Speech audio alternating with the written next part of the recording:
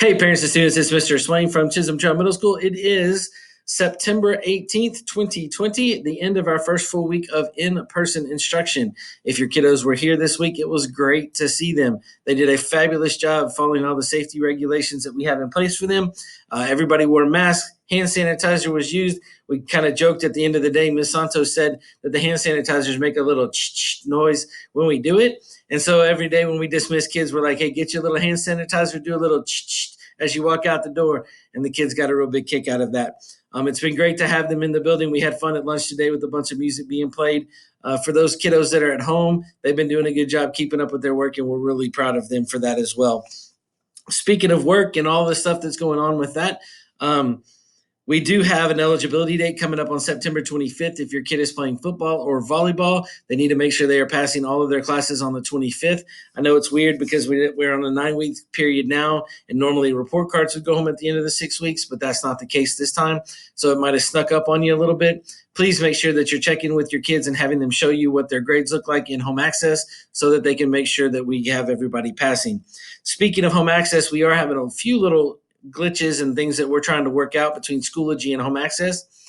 Sometimes when you put your grades in Schoology, it takes 30 minutes for them to show up in home access. Sometimes it takes 8 or 9 hours for it to show up in home access.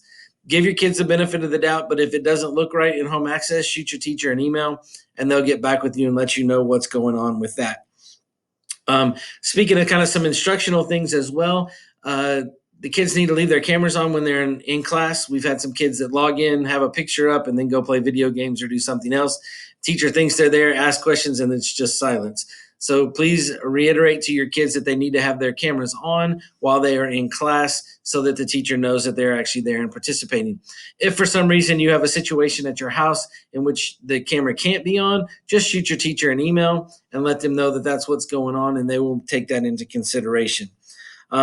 We do have a PTA meeting on September the 25th.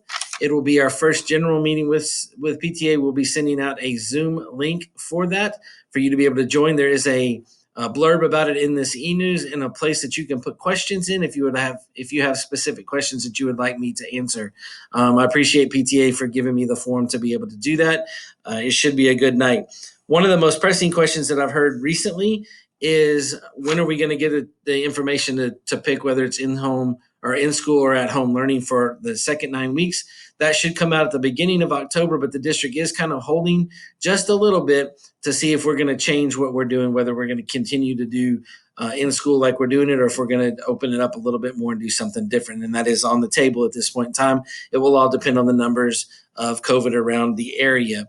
Right now, the numbers are looking good, so maybe that's an optimistic thing. I'd love to have more bodies in the building because it's fun seeing the kiddos, but we'll just have to remain safe and do the things the best that we can. Let's see, what else do we have? Oh, pets. If you look down in the bottom of this, or a little bit further down, you'll see there's a bunch of pictures of pets in here. Those are the kiddos that have submitted, or staff members that have submitted their pets for our CTMS cougarpaws@gmail.com link. If you have a pet that you would like to share with us, we would love to see them. Since we can't see everybody's smiling face, we'd love to see the next best thing, and that's your pet.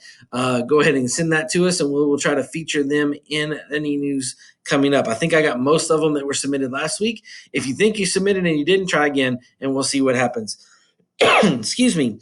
Last but not least, oh wait, one more thing. Schedule changes. If you haven't put in for a schedule change and you absolutely needed one, please get that to the counselors by Tuesday. We will not be taking them after Tuesday. We're really only changing schedules if you're in a class that you're not supposed to be in, or you had an extra class, or you're missing a class, something along that line. There are a few exceptions to that. If you think you are one of those exceptions, please send that to the counselors and they will work on that.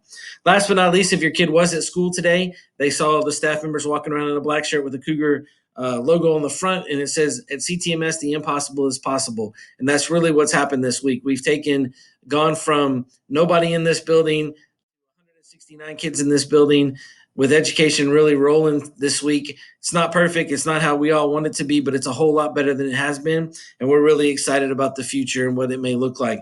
So our motto at our school this year is where the impossible is possible.